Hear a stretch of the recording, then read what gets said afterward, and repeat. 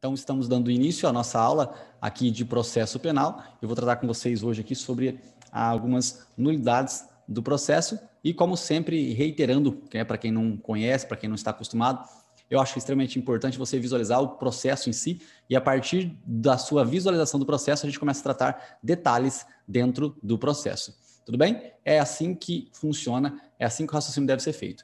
Tudo começou um tempo atrás, não foi na Ilha do Sol, foi aqui com a notícia do crime, tá, pessoal? Sempre temos a notícia de um crime, temos o inquérito policial, né, que, de certa forma, ele não é essencial para a propositura de uma ação penal.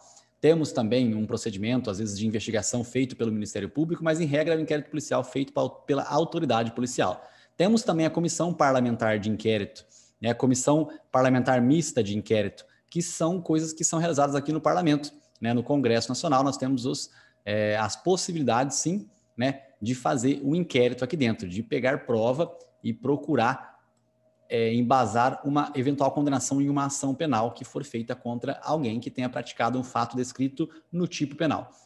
Bem, notícia do crime, inquérito policial, nós temos também aqui, obviamente, o encaminhamento para o Ministério Público, que tem os caminhos dele tomar, tá? Os caminhos, sempre aqui nós temos a ideia de pedir o arquivamento do inquérito, tá? Temos a possibilidade da requisição de novas diligências e o oferecimento da denúncia. Depois que o promotor oferece a denúncia, nós temos o recebimento da peça acusatória por parte do juiz.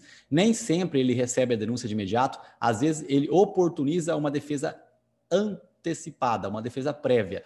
É uma defesa que acontece em algumas situações peculiares, como, por exemplo, você vai ver hoje na aula após o intervalo de atributos do ato administrativo, bem específico, com bastante exemplo, com bastante detalhe. Dentro deles, nós temos o atributo da presunção de legitimidade. Tá? A presunção de legitimidade estabelece o fato de que, quando um servidor público vier a cometer um crime, o juiz, ao invés de receber a denúncia, ele vai oportunizar a defesa prévia. Por quê? Porque todo ato praticado por um servidor público, no exercício de suas funções, presume-se que seja de acordo com a lei e que seja verdadeiro. Tá? Verdadeiro. Então, essa presunção de legitimidade impede o juiz de receber a denúncia de imediato. Isso aqui faz com que o juiz oportunize uma defesa prévia, de artigo 514 e 516 do Código de Processo Penal. Não só assim nós temos a defesa prévia, mas nós temos também na lei de drogas, tá? Temos também na lei das pessoas que possuem prerrogativa de foro. Tá? Bom, depois que o juiz recebe a denúncia, não tem mais para onde correr, existe a citação, existe a resposta à acusação. A citação ela pode ser feita de maneira real ou ficta, tá? Lembre, pessoal, que não existe citação ficta de réu preso. Todo réu preso tem que ser citado pessoalmente, tem que ser intimado pessoalmente. Citado e intimado pessoalmente, tá? Lembrando também a importância da hora certa, tá? Hora certa é importante que você lembre que tem que procurar o réu 2 vezes para a terceira considerar citado por hora certa. Se o oficial chega numa casa e vê que a casa está cheia de teia de aranha, na primeira vez não pode considerar o réu citado por hora certa. Bom, após a citação real e a citação ficta, nós temos a resposta à acusação. Tá? Dentro da resposta à acusação, o réu pede tudo aquilo que favorece os seus interesses, e aqui você tem, gente, muitas coisas que nós vamos tratar hoje, tá? Muitas teses que nós vamos tratar hoje que são, sim, oportunizadas na resposta à acusação. Aqui você pode dizer para o juiz, veja bem, ó, o juiz recebeu a denúncia. Aí o juiz fala com você deve ter visto na aula já com o professor Daniel Leal sobre competência. Né? O juiz recebeu a denúncia, ele cita você, aí você fala assim, juiz, você está errado. Não é você que é o cara competente para julgar a minha ação. Então, ó, de acordo com o artigo 564, inciso 1 do Código de Processo Penal, eu estou aqui pedindo uma nulidade no processo porque você não é o juiz correto, tá? Você não é o juiz correto. Nós temos aqui um crime de menor potencial ofensivo, não era para a vara criminal, e sim para o juizado especial criminal. Bom, essas situações, pessoal, que vêm a acontecer, tá? São diversas, beleza? Nós vamos vê-las em instantes. Depois da resposta à acusação, se você não conseguir a sua absolvição sumária, de acordo com o artigo 397 do Código de Processo Penal, se você não conseguir a absolvição sumária, você busca para, pelo menos, que as suas testemunhas sejam ouvidas na audiência, Onde que você ouve? Você ouve no áudio. Áudio é audiência de instrução, tá? Que tem as determinações aqui no artigo 400 do Código de Processo Penal. É importante você visualizar isso aqui, porque esse artigo 400 ele foi alterado em 2008. Em 2008 foi estabelecido que o interrogatório do réu era algo que deveria ser feito por último na audiência. Então, o interrogatório é algo que deve ser feito no último, tá? No último momento, depois de ouvir as testemunhas de acusação, defesa, os peritos e, no final, o interrogatório do réu. Lembre-se que isso aqui é extremamente importante, tá? Por quê? Porque na Lei 11.343, nós temos no artigo 57 a menção de que o interrogatório é o primeiro ato a ser realizado. Acontece que a lei de drogas ela é de 2006. Tá? Eu digo isso aqui muitas vezes para que você não se assuste, tá, com os detalhes que você deve observar. Tudo bem? Bom, audiência de instrução, aí nós temos também o debate, né, pessoal? O debate, ele costuma, né, ser grande, né? Porque você verifica que cada réu pode juntar no procedimento ordinário até 8 testemunhas. Se nós tivermos 3 réus, são 24 testemunhas. 4 réus, são 32 testemunhas. Às vezes fica complicado de alguém fundamentar a sua alegação final oralmente em 20 minutos. Fica muito difícil. Então, o juiz permite que esse momento do debate aqui seja convertido, né, em papéis, em memórias. É aqui que nós temos a alegação final por meio de memoriais.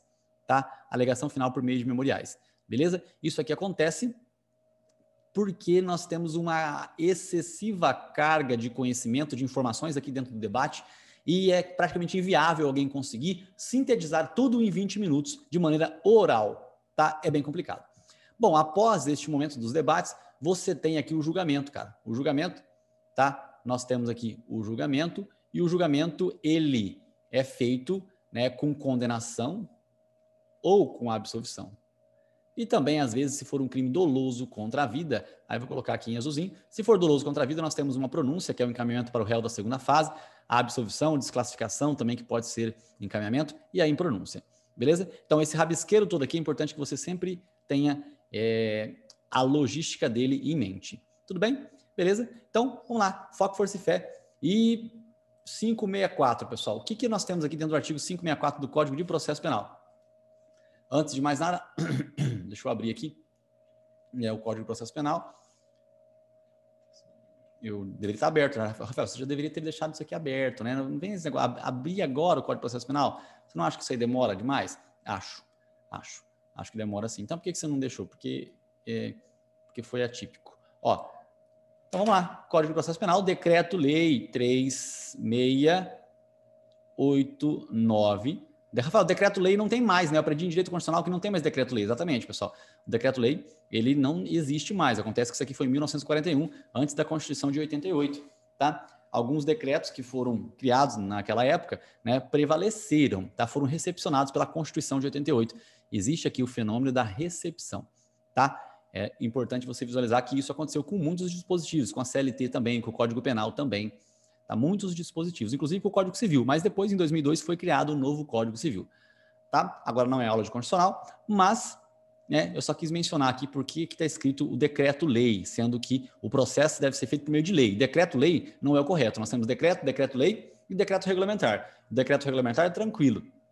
Tá? O decreto é um meio que o gênero, e o decreto-lei não pode existir. Né? Você não pode simplesmente ter o chefe do Poder Executivo criando uma lei assim, pá, com força. Isso é típico de regimes totalitários. Né? Salvo engano, em 1941, quem estava no poder era o Getúlio Vargas. Né? Se eu estiver enganado, alguém me corrija, tá? Mas realmente eu acredito que seja o Getúlio Vargas. Beleza? Ele fez muita leizinha na época lá, né? Não somente sozinho. Né? Rafael, para de falar. Vamos lá. 564 do Código de Processo Penal. Das nulidades.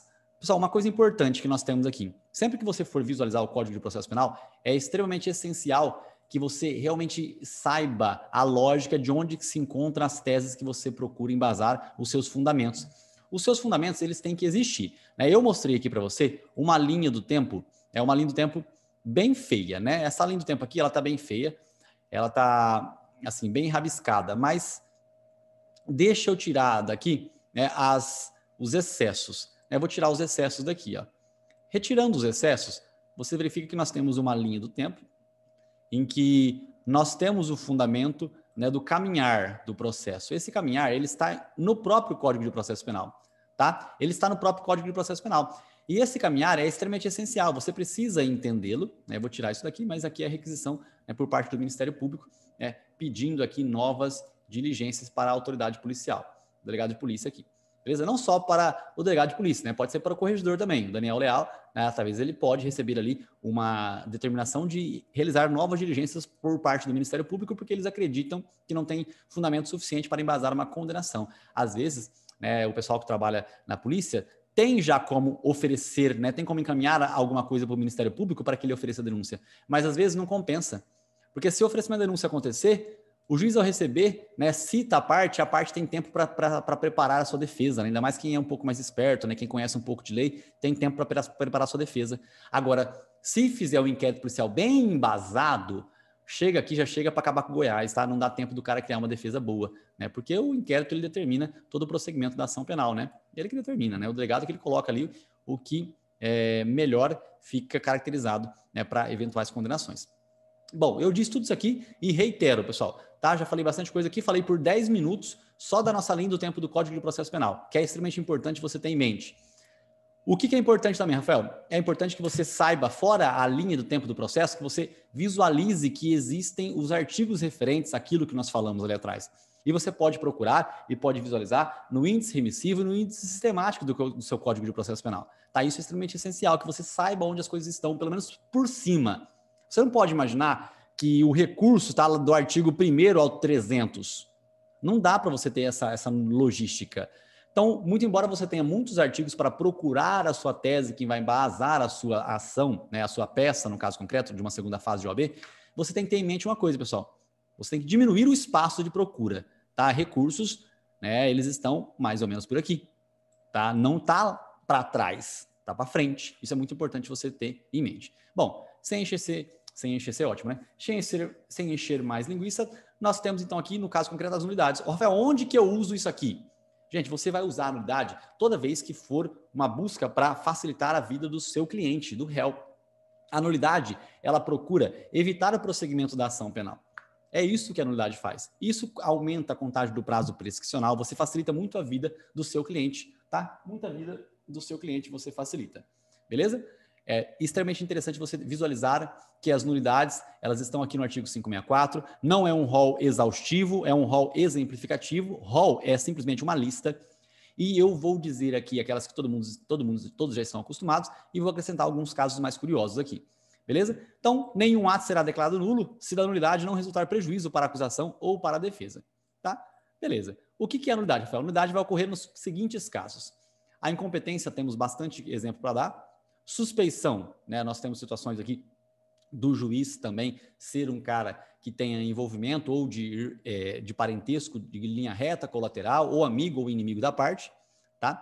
Que ele se tornaria uma pessoa suspeita para julgar o caso concreto, e o suborno do juiz, que é uma grana, né? O juiz ali se envolveria com uma situação simples, né, de praticar um crime, tá? O juiz simplesmente estaria envolvido com a prática de um crime. Tá, Rafael, como é que ele praticaria um crime? Se ele recebeu dinheiro, tá, pessoal, ele pode estar ali participando de uma corrupção passiva, tá, de uma concussão, tá, de um tráfico privilegiado, ele pode participar de vários tipos descritos no Código Penal. O Gabriel tá falando boa noite aí, boa noite, Gabriel. Beleza, gente. Ó, então, vamos lá, né? Em instantes eu volto para o inciso 1 aqui. Não vou focar no inciso 1 agora, nem no inciso 2, tá? O inciso 2 também é a respeito das partes ser ilegítima. Aqui é bem interessante, tá, pessoal? A ilegitimidade de parte, tem um momento que nós vamos tratar de cada um dos crimes descritos no Código Penal, e você vai verificar que alguns são condicionados à representação e outros não, né? Outros são de ação penal privada mesmo. E se eventualmente nós tivermos a parte legítima, nós temos uma nulidade. Agora, o que eu quero falar que é legal é o fato de que a inimputabilidade no Código Penal, ela é biopsicológica, ou seja, biologicamente, aos 18 anos de idade, ninguém vai para a cadeia, e nem se a pessoa tiver o desenvolvimento mental incompleto, retardado. Ela pode sim ter a aplicação de uma medida de segurança. Dentro da nossa linha do tempo, dentro da nossa teoria do crime, você visualiza que ali embaixo nós temos sim a inimputabilidade quando o réu não tem 18 anos e quando ele não tem desenvolvimento mental completo. Agora, outra coisa importante. Se ele não tem 18 anos, ele não é parte legítima para o processo. Então, você tem o embasamento de uma nulidade processual. Rafael, mas eu vou embasar somente a nulidade? Não, você vai embasar a nulidade e vai embasar também, né, a excludente da culpabilidade. Em uma peça processual, você faria da seguinte forma, pessoal. Olha só. Os fundamentos da minoridade. Foi mencionado lá que o cara tem 17 anos na data do fato. Se ele tem 17 anos na data do fato, de acordo com o artigo 4º do Código Penal, nós temos aqui a aplicação da teoria da atividade. Né? Teoria da atividade. E nesse contexto, nós temos a ideia de que, muito embora o crime tenha se consumado posteriormente, quando ele já tinha 18 anos de idade, no momento da ação ele tem 17 e não pode ser punido.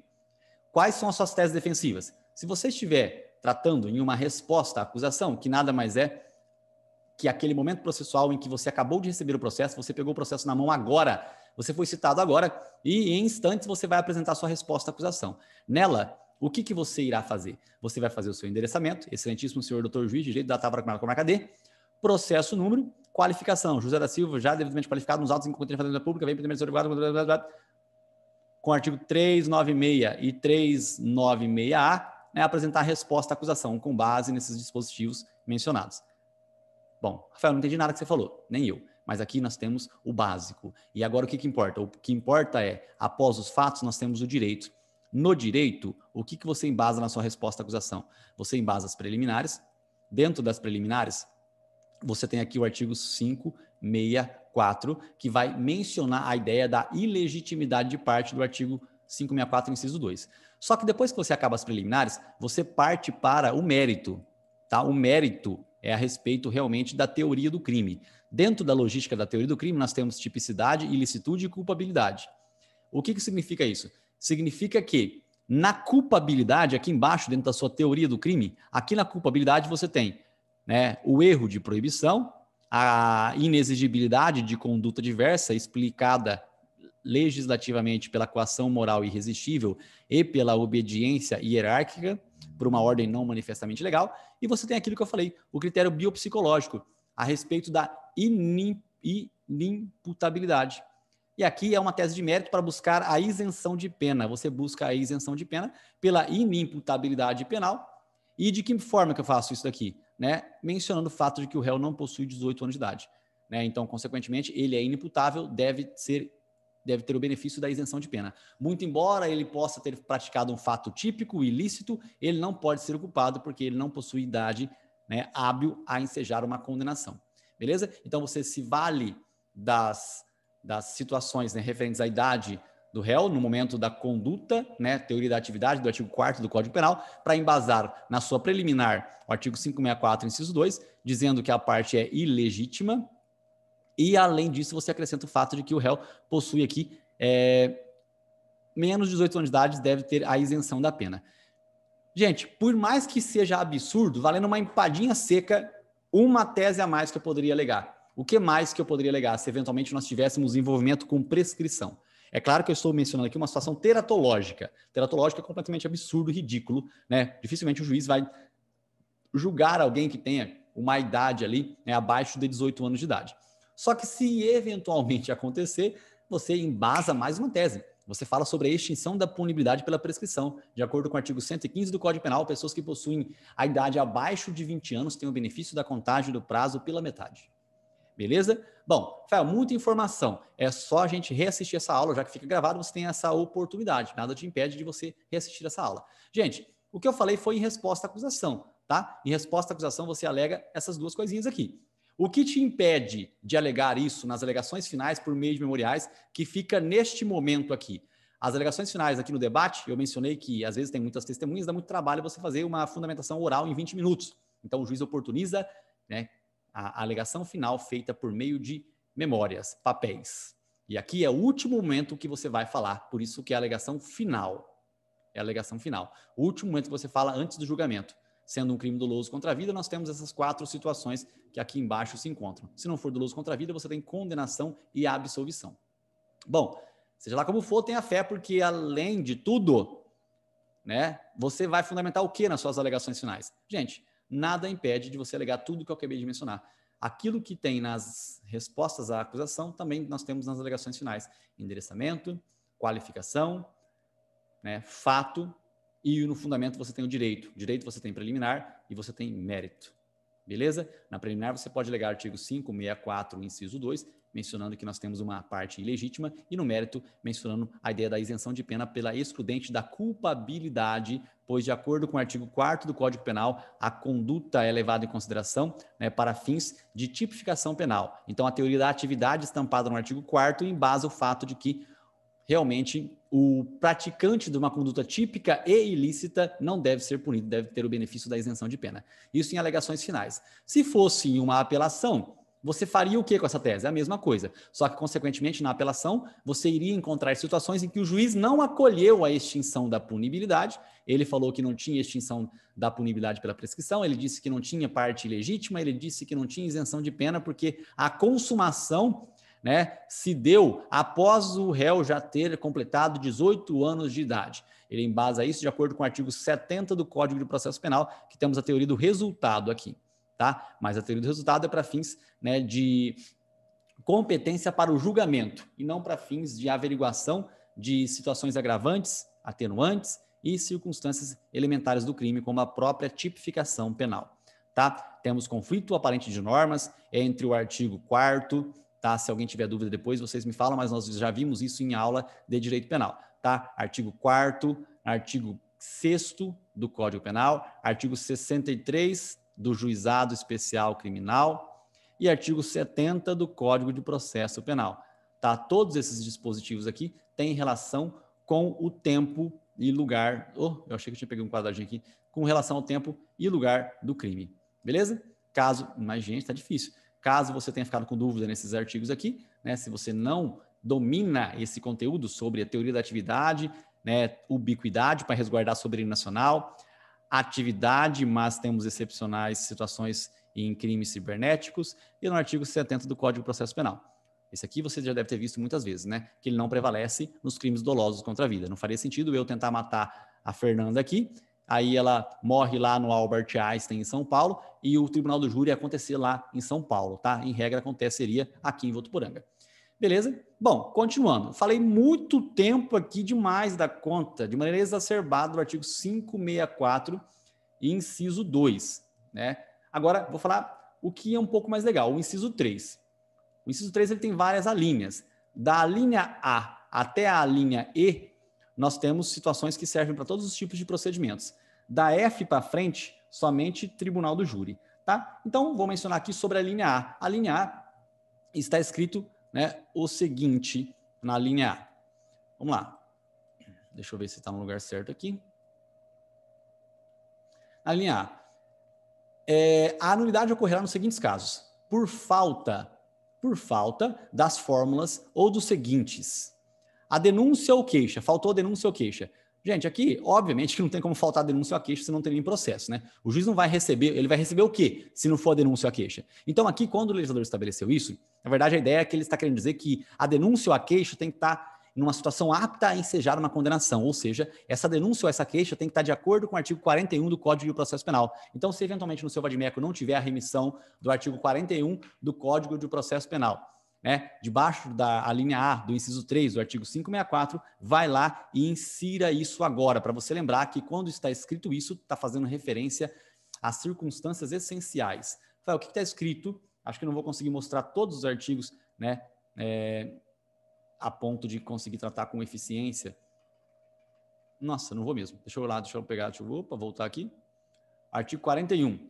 Né? Olha só quais são os requisitos, né? O que tem que ter na denúncia ou na queixa? Ela tem que conter a exposição do fato criminoso com todas as circunstâncias, a qualificação do acusado, os esclarecimentos pelos quais se possa identificá-lo, né? No caso, né, de não poder saber o RG e o CPF do cara, você coloca que ele é alto, baixo, tatuado, magro, gordo, negro, branco, azul, amarelo, verde, tá? Você escolhe, né? Você escolhe não, você menciona, descreve especificamente o que vem a ser esse acusado.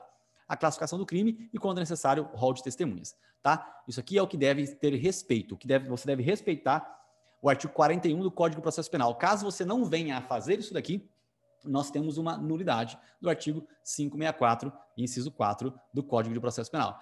Algumas pessoas talvez estejam ansiosas para que eu fale sobre o 395 do Código de Processo Penal. Vou falar, mas deixa primeiro eu trazer aqui uma linha de raciocínio e eu vou inserir, sim, o artigo 395 dentro da nossa logística aqui das nulidades do processo. Beleza? Bom, então vamos lá. A linha A, dentro dessa logística, já está tranquila. Com relação à representação, toma cuidado, tá? Nas ações penais públicas condicionadas à representação, é essencial que o juiz, né, ou o juiz ou promotor, entre o oferecimento da denúncia e recebimento da denúncia, é essencial que a parte represente. Se ela não aparecer para representar no prazo de 6 meses, nós temos aqui uma caracterização da extinção da punibilidade pela decadência. Tá? Cuidado. Então, a linha A do artigo 564. A linha A do artigo 564, você tem a denúncia ou a queixa, ela tem que estar de acordo com o artigo 41 do Código de Processo Penal, insira aí. A representação, ela tem que acontecer no prazo de 6 meses, tá? Para você lembrar, artigo 107, inciso 4 do Código Penal.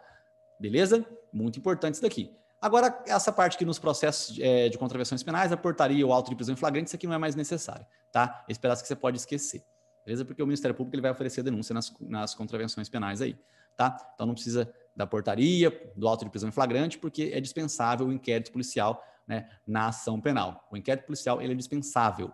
Ele não é disponível. A autoridade policial, quando pega o inquérito, ela não pode mais dispor, tá? Mas o Ministério Público pode sim não levar em consideração os papéis que embasaram, né, o auto do inquérito.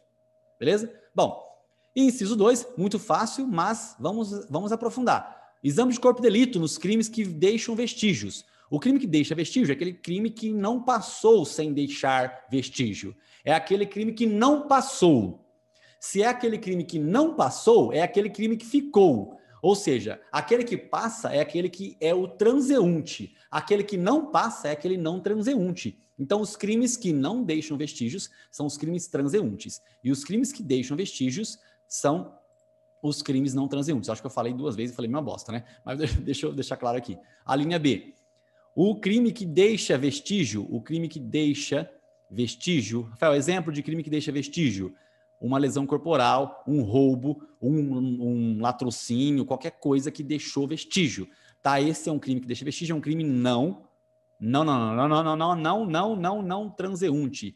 Olha, isso aqui eu sempre insisto. Algumas das coisas que eu insisto demora para cair, né? Mas outras sempre caem.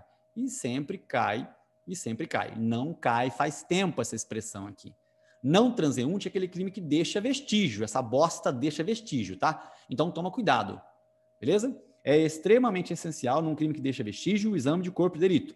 Exame de corpo de delito, pessoal, não é um exame feito só no corpo de uma pessoa que morreu. O corpo é o corpo do ato criminoso. Aqui você pode ter rompimento de obstáculo, escalada.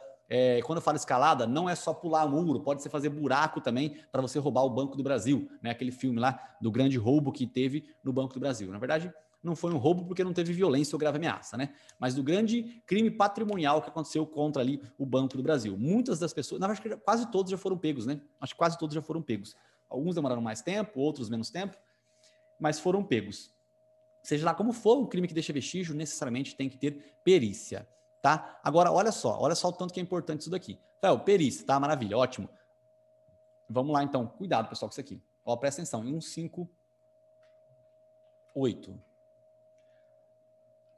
Do exame de corpo de delito da cadeia de custódia da prova. Na verdade, a cadeia de custódia da prova não precisa, quem estiver assistindo a aula, que tiver referente à segunda fase da OAB. Mas não precisa, se você ouviu esse nome, não vai mudar nada na tua vida. Só quero que você entenda o seguinte: quando a infração deixar vestígio, será indispensável o exame de corpo de delito, direto ou indireto. O direto é aquele que é feito realmente no corpo. O indireto é aquele feito por testemunhas, tá? É indispensável o exame de corpo de delito nos crimes que deixam vestígios, tá? Por exemplo, se uma pessoa morreu, é essencial que nós tenhamos o laudo necroscópico, tá? Sem esse laudo necroscópico, nós não temos por que punir alguém. Você tem que embasar ali uma nulidade do artigo 564, inciso 3, a linha B de bola, tá? Dar-se-á prioridade à realização do exame de corpo de delito quando se tratar de crime que envolva violência doméstica e familiar contra a mulher, tá? Violência contra criança, adolescente, idoso ou pessoa com deficiência. Tá? Tudo isso aqui que eu falei, tá? É tranquilo, tá, pessoal? Não tem nada aqui, nada de lei anticrimes, tudo bem? Depois nós vamos ter uma aula, pessoal, só de lei anticrimes, tá? Eu me comprometo a fazer com vocês, se não der tempo de algum outro professor acabar as matérias, tá? Eu vou falar aqui tudo sobre a lei anticrimes, tanto com relação ao Código Penal, quanto com relação ao Código de Processo Penal, tanto quanto com relação à legislação extravagante, beleza? Eu e o Daniel Leal, a gente já combinou de fazer isso com vocês, a gente vai fazer, beleza? Os que tiverem em 2019 aqui, nem lê, tá? Nem lê. Tá? Nem tem a preocupação de leitura disso aqui. Tudo isso aqui. Tá? A cadeia de custódia de prova, pessoal, nada mais é do que uma organização das provas. Então, na tua prova da OAB, caindo isso ou não faz diferença, tá? Na verdade, é somente uma organização que deve ser feita no final das contas, né? Isso aqui acaba sendo uma norma em branco, deve ser regulamentada por decreto, né, do Poder Executivo. É ele que vai regulamentar como é que deve ser realmente a administração das provas. O delegado de polícia, ele é um delegado do Poder Executivo, dentro ali do contexto de ministro da Segurança e da Justiça, tá? Bom, continuando, o exame de corpo de delito e outras perícias são realizados por perito oficial, portador de diploma de curso superior.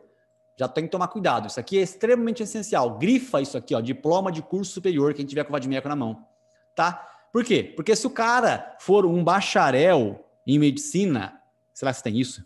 Mas eu não sei, porque não tem prova, eu não sei se tem prova da OAB lá para medicina, né? Mas, enfim, se o cara for um bacharel, ou se ele não tiver o CRC, o CRM, ele não é a pessoa correta para fazer perícia, certo? Agora, lógico que nós temos o complemento de que, no caso da falta desse perito oficial, esse exame deve ser realizado por 2 pessoas idôneas, tá? Portadoras de diploma de curso. Na falta de perito oficial, o exame será realizado por 2 pessoas idôneas portadoras de diploma de curso superior também, tá? Só que aqui é preferencialmente na área específica, dentre as que tiverem habitação relacionada, né, com a natureza do exame, tá? Médico, engenheiro, no caso de uma demolição feita de maneira equivocada. Tudo bem? Bom, ainda assim não é o que eu queria dizer para vocês, tá? Toma cuidado com o artigo 159 aqui, parágrafo 1º, né? Toma muito cuidado com o parágrafo 1º.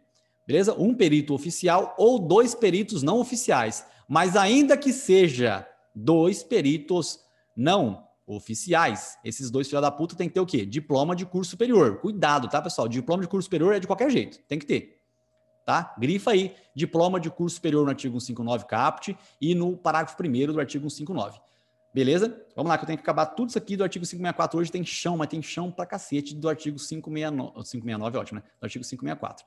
Bom, deixa eu ver se eu encontro aqui outro dispositivo legal, que é importante, 167. Não sendo possível exame de corpo de delito, por haverem desaparecido os vestígios, a prova testemunhal pode suprir a falta. Aqui nós temos importante também, né, o caso do artigo 169. Para efeito do exame do local onde houver sido praticada a infração, a autoridade providenciará imediatamente para que não se altere o estado das coisas até a chegada dos peritos, que poderão instruir seus laudos com fotografias, desenhos ou esquemas que vão elucidar o fato. Tá? 168, muito importante, em caso de lesões corporais, se o primeiro exame pericial tiver sido incompleto, proceder-se-á o exame complementar por determinação da autoridade. No exame complementar, terão presente o auto do exame de corpo de delito a fim de suprir a deficiência ou corrigi-lo. Retificar é corrigir. Bom, toma cuidado, pessoal, tá? Se o exame tiver, por fim, precisar efetivamente a classificação do artigo 129 do Código Penal, que é o quê? Lesão corporal, deverá ser feito logo que ocorra o prazo de 30 dias. Então, grifa aqui, ó, 30 dias e artigo 129, parágrafo 1º do Código Penal, tá? Aqui, coloca aí também, pessoal, o artigo 121, no caso de tentativa de homicídio. Tá? Coloca aqui embaixo, aqui, ó, do artigo 168, parágrafo 2º, coloca 121 CC, que é combinado com 14. Tá? 121 combinado com CC 14, tá? Porque às vezes, né, uma tentativa de homicídio, você tem que ter perícia também. Beleza? Pegou no braço dele ali os tiros, tem que ter perícia. Se não tiver perícia, nós podemos ter uma nulidade, tá? Cuidado com isso, cuidado.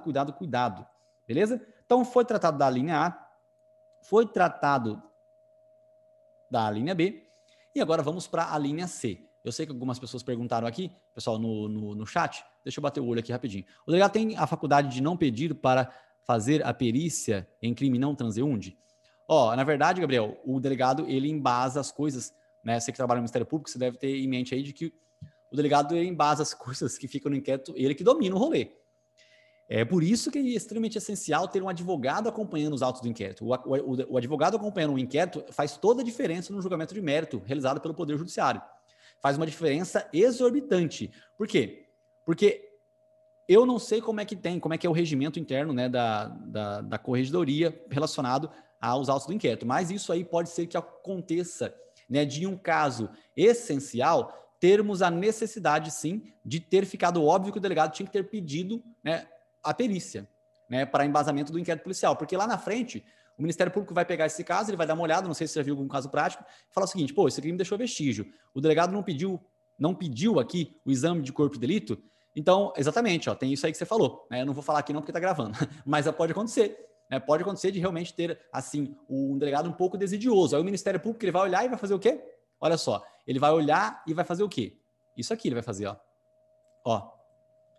Ele vai fazer isso aqui. Esse risquinho que está para trás aqui, esse risquinho horrível que está para trás aqui, ó, é o que ele vai fazer. Ele vai requisitar novas diligências, tá? O inquérito policial, ele é discricionário, tá? Ou seja, existe faculdade aqui, né, por parte do delegado de polícia, mas se o Ministério Público requisitar novas diligências, agora a autoridade policial não pode mais escolher se faz ou não aquele trabalho. Beleza? Bom, extremamente essencial. Foi legal a tua pergunta, Gabriel. É isso aí, tá? Com perguntas a gente acaba entendendo umas coisas um pouco melhores, tá? Gente, quem tiver na segunda fase do AB aí, grifa o que eu falei aqui agora, tá? Decorra 30 dias. Grifa o 129 aqui, parágrafo 1º. Grifa, né, coloca o artigo 121 combinado com o 14. Em caso de tentativa, tem que ter também esse respeito aqui, o prazo de 30 dias, tá? Tem que ter isso daqui. Beleza? Vou voltar para o artigo 564 porque eu preciso acabar isso hoje, tá? Ó, vamos lá. Artigo 564. Vamos lá, continuando aqui. A nulidade ocorrerá nos seguintes casos. Eu não vou falar de incompetência agora, né, mas daqui a pouco eu trato. É porque a incompetência tem uma aula de competência, né? Mas eu vou falar de algumas coisas que são essenciais aqui para o caso do inciso 1, beleza? Vamos lá. A linha C. C de crocodilo. Eu ia falar C de dromedário. Ó, C de crocodilo. A nomeação de defensor ao réu presente. Isso aqui é muito importante. Aí você olha debaixo do seu, das remissões no seu vadimeco, e se não tiver o que eu estou falando, você coloca tudo isso aqui que eu estou falando, tá? Vai de tudão, tudão, tudão, tudão, tudão. 261 do Código de Processo Penal, 263 do Código de Processo Penal, súmula 523 do Supremo Tribunal Federal, súmula 707 e 708 do Supremo Tribunal Federal e artigo 4º do Estatuto da Ordem dos Advogados do Brasil. Beleza? Rafael, fala mais devagar? Falo sim, não agora, tá? Tô brincando, tá? Eu vou mostrar. Eu falei rápido, mas eu vou mostrar os artigos que você tem que deixar aqui debaixo da linha C do artigo 564, tá? Só reiterando, pessoal, para algumas pessoas que não entraram no início da aula mesmo, como eu disse, o professor da aula vossa não teve como tocar a aula de hoje, porque ele teve que cumprir não, né? Eles estavam esperando o momento oportuno para poder realizar uma diligência lá. E aí deu tudo certo para eles, né? Para outras pessoas deu muito errado. Então, ele não teve como, de imediato, o professor dar a aula para vocês. Então, eu vim e trouxe a aula de código do processo penal aqui também. Não segui a ordem do professor. Eu simplesmente, como eu fui pego de surpresa, aproveitei e estou trazendo aqui a aula também para os alunos da segunda fase, né, da OAB que estão estudando comigo. Beleza? Então, eu aproveitei o momento. Está totalmente conectado, não tem nada fora. Geralmente, a gente faz a substituição da aula, né? Mas hoje não deu tempo, em cima da hora não deu tempo mesmo, né, de fazer a troca de professores e a substituição. Então, vocês estão tendo aula de processo penal mesmo. Só não estou seguindo a ordem do outro professor dentro da grade curricular que nós programamos para o curso do segundo semestre, né, 10º período do 5º ano de Direito da Unifev. Beleza? Tá, só estou deixando claro aqui para algumas pessoas que pegaram talvez o bonde andando, mas ninguém está sendo prejudicado aqui com o conteúdo, só tem a mais, tá? Não tem nada a menos. Beleza? A nomeação de defensor ao réu presente. Beleza, então falar de novo, já falou isso aí, já. Então vamos aos artigos que eu mencionei que tem que ter aí de baixo. Aqui, ó. 261. Nenhum acusado, ainda que ausente ou foragido, será processado ou julgado sem defensor, tá? Então o fato do cara ter sido citado por edital e o processo estar suspenso porque ele não encaminhou um advogado, ele não compareceu, isso é extremamente importante, por quê? Porque este fato em si ele pode demonstrar uma eventual nulidade no caso de um julgamento realizado por parte do juiz. Às vezes ele pede ali, né, para averiguação, uma realização de uma perícia, o acompanhamento de uma testemunha, e aí isso pode embasar uma nulidade. Por quê? Porque quando não tem, né, pessoa presente, o processo tem que ficar suspenso, tá? Então, nenhum acusado, ainda que ausente ou foragido, será processado ou julgado sem defensor. Julgado, pessoal, é julgado. Processado é a instrução. Ao longo da instrução, muitas coisas acontecem. Testemunhas, tá? Tem muita coisa que acontece. Bom, a defesa técnica, quando realizada por defensor público ou dativo, será sempre exercida através de manifestação fundamentada, tá? Não pode ser uma defesa muito abstrata. Beleza? Se o acusado não o tiver, ser-lhe-á nomeado defensor pelo juiz, fora, né, excepcionalmente, o seu direito de, a todo tempo, nomear outro de sua confiança ou a si mesmo defender-se caso tenha habilitação. Esse 263, pessoal, debaixo dele, coloca aí, essencialmente, você tem que colocar, inclusive eu também, porque eu estou fazendo meu vadimeco, né? Essencialmente, você pega e insere aí a súmula 707 e 708 do Código de Processo Penal. Por quê? Por quê, gente? Coloca isso porque essas duas súmulas, elas vão embasar duas situações de raciocínio jurídico bem interessantes, tá? As duas são o seguinte, né? Espero que dê tempo de eu explicar esses dois exemplos aqui. As duas são da seguinte forma. Uma delas fica aqui em cima Então, olha só, uma delas fica aqui em cima, tá vendo aqui, ó, no RD? O juiz, se ele não recebe a denúncia, o promotor de justiça faz um recurso em sentido estrito. E aí a parte, né, ré, deve ser intimada para apresentar contra-razões à rese. Quando isso acontece, às vezes o juiz nomeia o defensor público de cara, de imediato. Isso não pode acontecer. Ele tem que respeitar a súmula 707 do Supremo Tribunal Federal. Beleza. Agora, vamos supor que, fora isso, é possível que aconteça um momento aqui em que após, presta atenção que está na segunda fase aí, presta atenção. Após esse momento aqui, após este momento aqui, o cara vai ser julgado. E às vezes o juiz, né, ele se depara com uma situação atípica. Qual que vem a ser? O filho da puta do advogado largou o réu na mão. Ele viu que teve um julgamento, uma sentença condenatória aqui, né? Tem uma sentença condenatória. O advogado dá uma olhada e fala assim, tô fora. Então aqui, a partir da condenação, o advogado, ele renuncia. Se ele renunciar ao mandato, não é revogar. Revoga quem revoga é cliente, quem renuncia é o advogado. Se ele renunciar ao mandato, tá? Claro que você sabe que existe o prazo de 10 dias, né? Que ele tem que acompanhar o processo, né, de acordo com o Estatuto da Ordem dos Advogados do Brasil, se ele renunciar. Mas vamos supor que foi uma renúncia aqui, a sentença ainda não foi publicada, ele acompanhou sim por 10 dias após a sentença, mas ele renunciou. Nesse caso aqui, o juiz visualizando essa situação, o juiz de novo, tá? Frisa, o juiz de novo, ele não pode simplesmente nomear um defensor público. Ele tem que respeitar o artigo, né, a súmula 708 do Supremo Tribunal Federal. Então, temos aqui súmula 708 do Supremo Tribunal Federal e temos aqui súmula 707 do Supremo Tribunal Federal, tá? Essas duas coisas aqui são sensacionais, tá, pessoal? Isso aqui, caiu na prova da OAB um monte de vez. Isso aqui, não caiu na prova da OAB na segunda fase. Então, anota aí que é 1,25 para você nadar de braçada na hora da prova, tá? Fica bem esperto com isso daqui. Você pegou isso aqui? Se não pegou, né, não se esqueça de encaminhar essa dúvida para mim. Rafael, eu fiquei com dúvida com relação a 708. A 707, que é aquela difícil, eu entendi, né, de uma contra-razões de rese, mesmo antes de ser citado. É possível? Sim. Né, é possível, sim. Não é aula de recurso. Né, no momento oportuno eu vou explicar isso daqui. Mas, né, para quem está acompanhando aí, entendeu o que eu estou dizendo. Tá? O Ministério Público faz o recurso e o advogado pode fazer contra-razões, né, do recurso. Beleza? Desde que seja aquele escolhido pelo réu. O réu pode escolher. Gente, beleza, tá? Falei do 261, falei do 263, beleza? Importantíssimo anotar aqui debaixo do 263, 708 e 707 do Supremo Tribunal Federal. Voltando aqui agora para o artigo 564, nós estamos na linha C, tá? Na linha C. Pessoal, aqui a parte do curador é menor de 21 já não existe mais, é porque o Código de Processo Penal ele foi feito em 41. Nessa época aqui, o civilmente responsável, criminalmente, a idade era 21 anos. Hoje não, são 18 anos de idade. Esse pedaço aqui, ele não prevalece. Então, é nulidade por falta das seguintes fórmulas ou dos seguintes termos. A nomeação de defensor ao réu presente, que o não tiver, ou ao ausente, tá? Tem que ter, sim, nomeação ali e, às vezes, né, prevalece a escolha. Beleza? Bom, tranquilo isso daqui. Eu falei para você anotar o artigo 4º do Estatuto da Ordem dos Advogados do Brasil. Por quê? Porque aqui, pessoal, você pode ter um ato nulo, tá? Por quê? O artigo 4º do Estatuto da Ordem dos Advogados do Brasil estabelece que é um ato nulo quando a pessoa não é advogada. Imagine que uma pessoa faça a prova da OAB sem o diploma, tá? E não sei se você sabe, mas assim como aconteceu com o jornalismo, daqui uns 10 anos não vai precisar mais de faculdade de Direito para fazer prova da OAB, tá? Fique você feliz ou não, isso já acontece em muitos estados lá dentro dos Estados Unidos. Os Estados Unidos, ele é uma união de vários estados. Isso já acontece lá. A Kim Kardashian,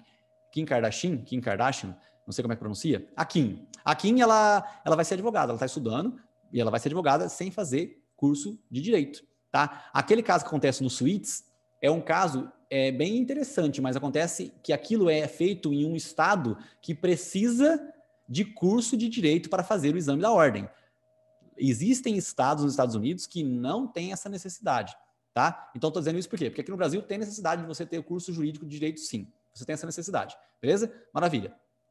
Acontece que, se você fizer a prova da OAB, passar no exame da ordem, falsificou o diploma e você atuar, exercer a advocacia, você falar pelo próximo, advogar é falar pelo próximo, se você fizer isso, os seus atos são nulos, tá? Então, às vezes, a sua prova da OAB mostra ali que um cara, né, o carinha do Suítes, ele advogou por o cliente lá. Só que descobriu-se depois que o diploma dele era falso. E aí isso fica somente em uma linha, bem pequenininha, no enunciado da sua prova da OAB da segunda fase. Quando isso acontece, pessoal, o que nós temos? Quando isso acontece, nós temos uma nulidade, tá? Nós temos uma nulidade. 564, inciso 3, a linha C, combinado com o artigo 4º do Estatuto da Ordem dos Advogados do Brasil. Beleza? Outra coisa importante também é o fato de que aqui nós não temos um artigo, mas você pode colocar o artigo 5º, inciso 55 da Constituição Federal, que é a respeito da ampla defesa. A ampla defesa é o fato de que, se nós tivermos duas pessoas que tenham cometido um crime, né, em concurso de pessoas, e infelizmente, né, a defesa que embasa a minha é diferente da que embasa a sua, o argumento lógico, ou seja, eu e o Gabriel, nós fomos juntos matar a Tana Gildetina.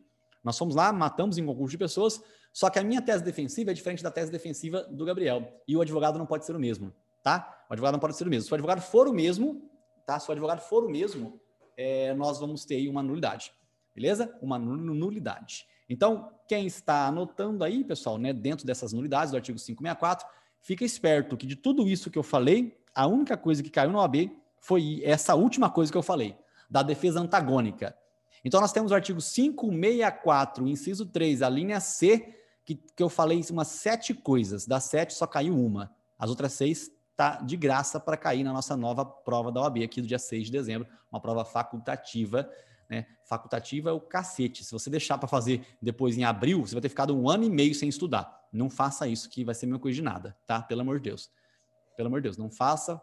Não, se você deixar para fazer outra hora, toma cuidado, tá, pessoal? Eu te ajudo, torço por você, mas é muito difícil você ficar 1 ano sem estudar uma matéria, tá? Muito difícil. Bom, vamos lá. A linha D, 564, inciso 3, a linha D de dromedário. A intervenção do Ministério Público em todos os termos da ação por ele intentada. Esse pedaço aqui que está grifado é facinho de você entender. Não é fácil? Exatamente, muito fácil. A ação penal pública é aquela que você visualiza, né, sendo a regra dentro do Código Penal, né? A exceção é escrito lá se procede mediante queixa ou condicionada à representação. Então, veja bem, nessa parte grifada, entenda que o Ministério Público ele tem que estar presente, senão nós temos uma nulidade. Tá? 564, inciso 3, a linha D, nulidade, porque o Ministério Público não esteve presente no caminhar do processo. Beleza. Isso aqui é fácil, qualquer retardado consegue ver. Agora, e essa parte aqui? E nos daquela ação intentada pela parte ofendida. Quando se tratar de crime de ação pública, você fala, Rafael, mas ação pública eu não estou entendendo. Aqui é tudo público, né? Então, se é tudo público, é só ver se o Ministério Público está ali. Cuidado por quê? Porque, gente, a ação penal privada subsidiária da pública é uma ação pública.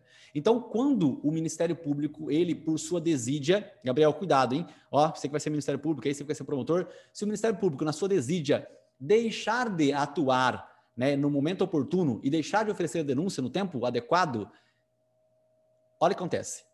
Nós temos a possibilidade da queixa-crime subsidiária da pública. Então, a inércia do membro do Ministério Público ocasiona a possibilidade da parte vítima ou da família da vítima oferecer uma queixa-crime. Só que essa queixa-crime ela é subsidiária, porque era uma ação penal pública. Só que por inércia do Ministério Público foi oferecida uma queixa-crime subsidiária da pública, ou seja, ela continua sendo pública. O Ministério Público tem que ficar grudado. Se ele não estiver presente, nós temos nulidade. Você me ouviu o que eu falei? Então, imagine que você esteja na prova da OAB se defendendo de uma acusação. Tá? Imagina, então, que você está lá na prova da OAB se defendendo de uma acusação em que foi feita uma queixa-crime contra o seu cliente. Uma queixa-crime subsidiária da pública. Gente, se isso veio a acontecer, coloca uma coisa na sua cabeça. Se isso veio a acontecer e o Ministério Público não estava presente, você pode ficar tranquilo que você tem artigo 564, inciso 3, a linha D de dromedário para embasar a sua tese de nulidade. Porque o membro do Ministério Público ele tem que estar presente em todas as ações públicas. E tem entendimento até que ele deveria estar nas ações penais privadas, né? Porque eu não sei se você sabe, quando na ação penal privada existem 3 pessoas que me ofenderam, né? 3 pessoas cometeram um crime de difamação contra mim. Quando essas 3 pessoas vêm a me ofender, eu não escolho se eu vou oferecer uma queixa-crime contra somente uma delas. Eu sou obrigado a oferecer a queixa-crime contra as 3. E se eu não fizer isso, o Ministério Público ele vai olhar para aquilo, vai me intimar para me oportunizar inserir os outros dois no polo passivo sob pena de extinção da punibilidade do artigo 107 do Código Penal. Tá? Espero que tenha ficado claro isso daqui. Então, existe entendimento de que o membro do Ministério Público teria que estar em todas as ações penais, mas aqui está escrito, né, para você fundamentar de maneira bem clara e gritante, somente 564, inciso 3 da linha D, falando de ação penal pública e ação penal pública. Uma ação penal pública e a outra é ação penal privada subsidiária da pública. Beleza? Espero que tenha ficado claro isso aqui, tá? Manda aí para mim se ficou claro. Se não ficou claro, ficou escuro, tá? Então, lembre-se que a escuridão nada mais é do que a ausência de luz. Basta você perguntar que a dúvida será sanada. Beleza? Ótimo, pessoal. Eu tenho certeza que você entendeu o que eu disse agora. Beleza? Bom, então, 564, inciso 3, a linha D de dromedário. A linha E, eu não vou falar da F em diante, porque da F em diante eu trato quando nós formos visualizar o procedimento do tribunal do júri. A linha E, de escola. A citação do réu para ver se processar. Ah, isso aqui é muito fácil, né? Eu sei que é fácil. Beleza. Aqui, pessoal, o cara tem que ser citado, tá? Ele tem que ser citado. O seu interrogatório, quando presente, e os prazos concedidos à acusação e defesa. Sobre os prazos, pessoal, é o fato de que ele tem que ser intimado por tudo quanto é tipo de coisa que acontece. Se ele não for intimado sobre tudo quanto é tipo de coisa que acontece, nós temos uma situação aí de nulidade. Beleza? Agora, o que é interessante que eu mencione aqui? É o seguinte, gente, o réu, ele tem direito de estar presente. Isso significa que ele não é obrigado a estar presente. Ah, isso é óbvio. É óbvio, mas o óbvio deve ser dito. Gente, se o réu tem direito de estar presente, quando ele senta lá, ele tem mais um direito. É o direito de ser ouvido. No processo de trabalho, o depoimento do reclamante, que no caso é a vítima da sociedade, né? Não sempre assim, não sempre, mas eu quero dizer o seguinte, que a parte hipossuficiente de maneira financeira, não sempre também, porque o Romário ele ganhava mais dinheiro que o Flamengo e o Fluminense, mas vamos lá de novo. Pela regra, né, no processo de trabalho, o reclamante ele não tem direito de ser ouvido. No processo penal, se o réu optar por estar presente e ele estiver lá dentro e o juiz fala o seguinte, eu não quero te ouvir porque eu já estou com a minha sentença pronta na cabeça. Se isso acontecer, nós temos uma nulidade, porque o réu ele tem direito de ser ouvido. Você me ouviu? Você me ouviu? O réu tem direito de ser ouvido. Ele tem direito de estar presente. Ele não é obrigado. Então, ele não pode ser conduzido coercitivamente para estar presente na audiência. Rafael, e se o juiz determinar isso? Se o juiz fala o seguinte, ó, o réu, filha da puta, você tem que vir aqui para eu mostrar para todo mundo, para o Brasil inteiro, que eu sou o fodão. Vem aqui, seu ex-governador, ex-presidente, vem aqui que eu quero mostrar para o Brasil inteiro que você é obrigado a vir na audiência aqui. Tá? Se isso acontecer, você pode fazer um habeas corpus para continuar preso ou para continuar na sua casa. Um habeas corpus, porque o habeas corpus é uma petição inicial que vai tutelar o seu direito de ir e vir e permanecer. Ir, vir e permanecer. O direito de permanecer ir e vir e permanecer. O direito de permanecer é o direito de permanecer parado. Se você quiser ficar parado, você tem que ficar parado, porque você tem direito de estar presente na audiência. Você não é obrigado a estar presente. Se você estava dormindo, volta para cá, pega essas coisas que eu estou falando tudo aqui agora. Gente, se o réu tem direito de estar presente, ele tem direito a depoimento. Ele tem direito de estar presente, então ele tem direito de ser intimado sobre a audiência. Essa audiência pode ser por videoconferência, pode ser presencial. De todas as formas, ele tem direito de estar presente. Então, aqui, de acordo e debaixo do artigo 564, inciso 3, a linha E, você coloca o artigo 185, parágrafo 3º do Código de Processo Penal. Por quê? Porque o réu tem direito de estar presente? Tem sim. Só que além de ter direito de estar presente, né, ele tem que ser intimado 10 dias antes da audiência feita por meio de videoconferência. Tá? Então, eu vou falar tudo de novo isso aqui. Vamos lá, 185. Por que você falou 185 e escreveu 186? Porque eu errei, caralho. 185. 185. Parágrafo 3º. Da decisão que determinar a realização de interrogatório por videoconferência, as partes serão intimadas com 10 dias de antecedência. Beleza?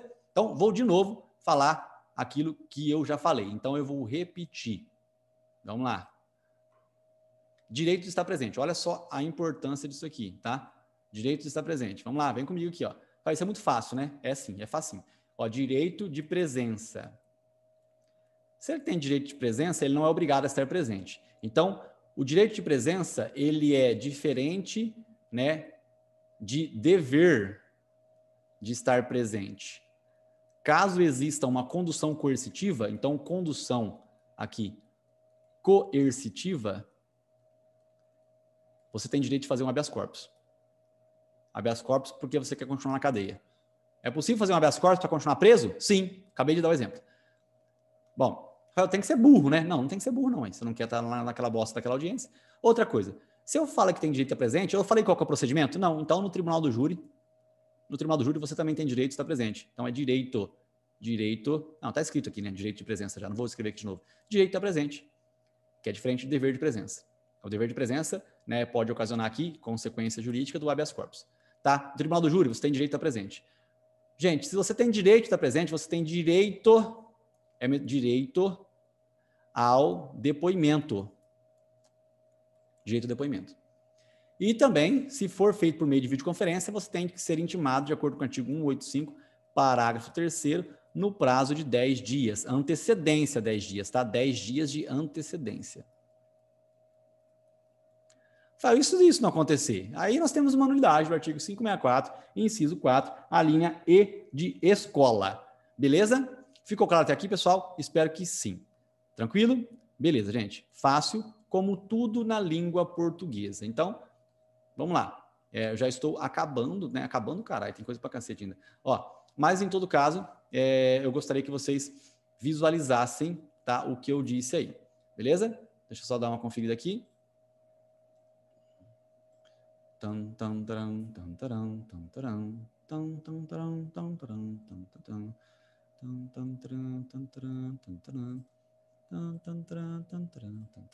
Bom, vou partir do pressuposto que vocês estão acompanhando aí a linha de raciocínio, tá, gente? Beleza? Tranquilo?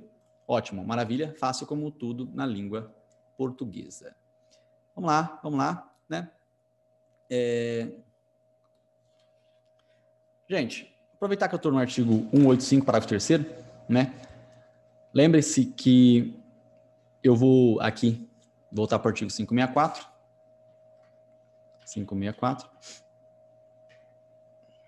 E aqui nós temos, né, as outras alíneas. Da F em diante, gente, eu não vou tratar porque é tribunal do júri, tudo bem? Não hoje, mas depois eu vou tratar. Então eu coloquei aqui muitas teses que dificilmente não haverá uma na sua prova do dia 6 de dezembro. Tá? Beleza. Rafael, mas e se eu for fazer tudo que eu estou falando aqui é aproveitável, tá, pessoal? Pode ter certeza. Bom, continuando, né? Então eu já falei sobre a ilegitimidade de parte, só que eu falei de maneira superficial, né? Aprofundando, o que você faz? Para que você saiba qual que é a parte legítima, você vai lá no Código Penal, tá? Você vai entrar aqui, ó, no CP só.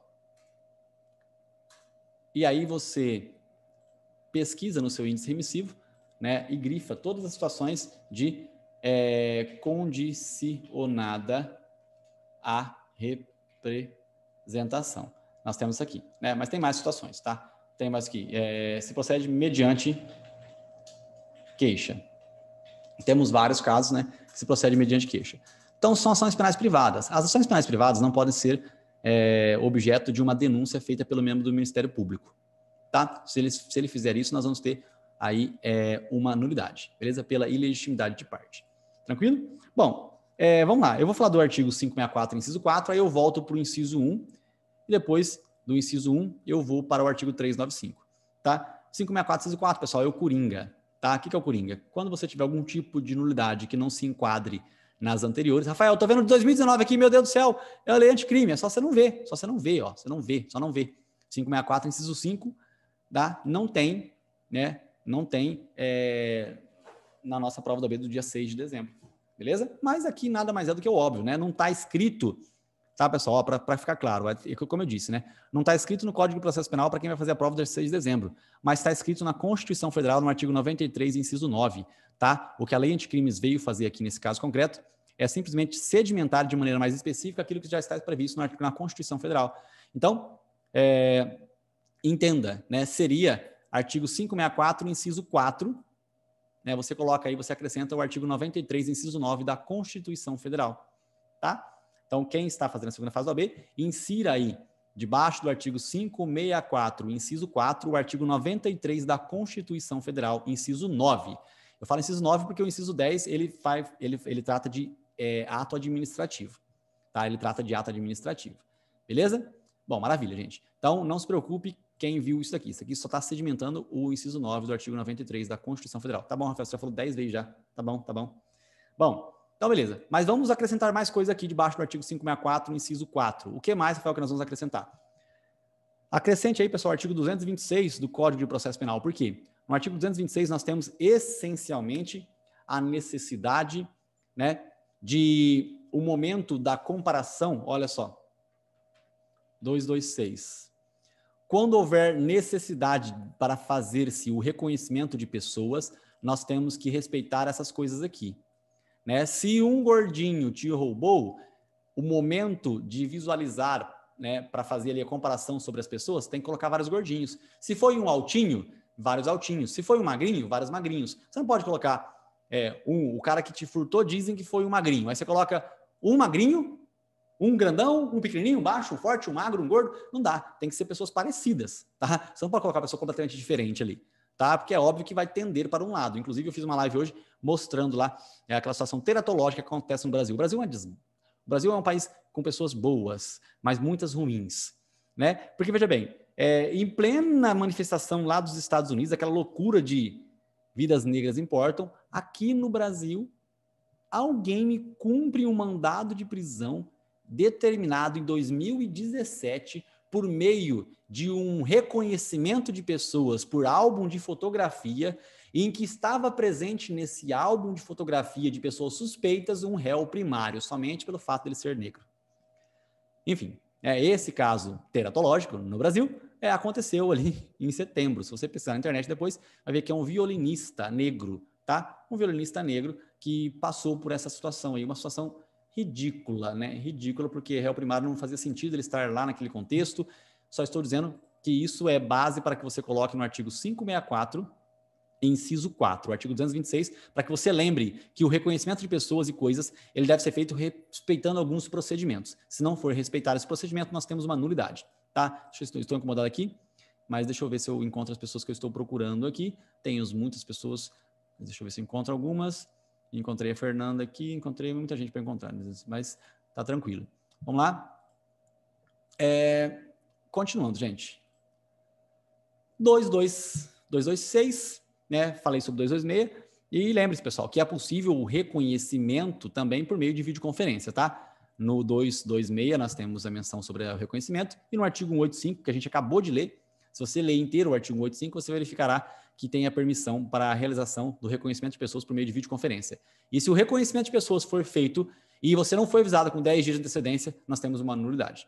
O que é a nulidade do artigo 564, inciso 4? A nulidade do artigo 564, inciso 4 é aquela nulidade que acontece em qualquer tipo de desrespeito ao processo. O processo é aquele que está escrito na lei. E a lei não é qualquer lei, é a lei dos dias de hoje. O desrespeito ao processo, ele acarreta uma nulidade. Como, por exemplo, o desrespeito à regra de oitiva do réu. Eu falei no início da aula que o artigo 400 de 2008 do Código de Processo Penal, ele substitui o teor, né, do artigo 57 da Lei 11.343. Muito embora na Lei de Drogas esteja previsto que o réu, ele deve ser, muito embora seja escrito que o réu deve ser o primeiro a ser ouvido, isso está equivocado. Tá? A lei posterior revoga a lei anterior naquilo que for mais benéfico para o réu e, consequentemente, nós temos aí a aplicação da necessidade de observância do que eu acabei de dizer. O que é? É que o réu tem que ser o último a ser ouvido. Beleza? Espero que vocês estejam ouvindo o que eu falei agora. Tá? Beleza, gente? Então, vamos continuar aqui com o artigo 564, inciso 4, que é o coringa. No artigo 564, inciso 4, você acrescentou aí o artigo 93 da Constituição Federal, inciso 10, tá? Você acrescentou o artigo 185, parágrafo 3º, você acrescentou... Não acrescentou, né? O artigo 89 da Lei 9.099, tá? Isso aqui é importante também, pessoal. É uma coisa básica, tá? Mas, todo crime que tiver pena mínima igual ou inferior, tá, a 1 ano, então você pega aqui um caso no crime de furto. Você pegou um furto. O furto simples, ele possui pena de 1 a 4 anos, tá? Isso faz com que, a pena sendo pequena, né, nós temos a possibilidade da suspensão condicional do processo do artigo 89 da Lei 9.099 de 95. Tá, o que significa isso, Rafa? Isso significa que, se caso o membro do Ministério Público não oferecer este benefício, qual que é a consequência jurídica se o réu cumprir a suspensão condicional do processo? Extinção da punibilidade do artigo 107 do Código Penal. Tá? A suspensão do processo ela acontece e ela coloca você para cumprir algumas condições, como, por exemplo, não sair de final de semana, chegar mais cedo em casa. Essas condições sendo respeitadas, consequentemente, elas vão estabelecer o quê? Elas vão estabelecer que, se você respeitar, você vai ter extinta a sua punibilidade. É mais uma situação de extinção da punibilidade, tá? Essa é a situação da suspensão condicional do processo do artigo 89 da Lei 9.099 de 95, Juizado Especial Criminal. Beleza? Maravilha, pessoal. Se isso não for oportunizado ao réu, nós temos uma unidade. Uma unidade do artigo 564, inciso 4 do Código de Processo Penal. Beleza? Bom, maravilha. Continuando, temos que acabar. Foco, força e fé. Aguenta. Ó. Bom, outra coisa importante. Bom, coisa importante é o seguinte, pessoal. Esse aqui é o Coringa, cara. Então, qualquer falta de formalidade que acontecer, isso aqui é um rol exemplificativo, não é um rol exaustivo. Nulidades existem muitas. Muitas nulidades. Qualquer tipo de desrespeito ao processo é uma nulidade. É claro que se você encontrar a linha correta, você aplica a linha correta, o inciso correto aqui, mas em todo caso, uma nulidade é o artigo 564, inciso 4, tá? Então, vamos lá. O que é importante que nós visualizemos aqui? Às vezes, pessoal, o índio, tá? Um laudo para comprovar a capacidade de entendimento do silvícola, qual que era o grau de entendimento que ele possuía. Se nós não tivermos esse laudo, nós temos uma nulidade, tá? Nós temos uma nulidade. Beleza? É uma nulidade. Beleza? Maravilha. Silvícola, pessoal, o índio, tá? O índio que ele está inserido na sociedade ou não está inserido na sociedade, tá? Deveria existir um laudo para comprovar, né? Deveria existir um laudo para comprovar. Não estou dizendo que ele é inimputável, tá? Só estou dizendo que tem que existir laudo para comprovar o nível de entendimento que ele possui sobre as coisas que ele vem a praticar aqui na nossa sociedade, tá? Nossa, mas o território é dele, né? Na verdade, quem é nacional do Brasil é realmente só os índios, né? O resto é tudo estrangeiro. Ó, bom, vamos lá. Eu mencionei, eu acho que agora falta o inciso 1, né? Tá faltando aqui o inciso 1. Eu não vou conseguir ler tudo que tem aqui do inciso 1, mas eu vou explicar por meio de um desenho, tá? Depois vocês vão nos dispositivos correspondentes. Beleza? Ó, qual que é a lógica, pessoal, da competência? Sei que vocês já viram aula sobre isso, mas olha só. A lógica da competência, para que você entenda onde é que o cara deveria ter sido julgado de maneira correta, tem uma logística. Você parte do especial e vai para o geral. Nunca do geral para o especial. Do especial para o geral, você respeitando o artigo 78 do Código de Processo Penal, você coloca aqui o seguinte, ó, o juiz. Né? O juiz do júri. O crime doloso contra a vida. Os crimes dolosos contra a vida devem ser julgados no tribunal do júri. Dolosos contra a vida.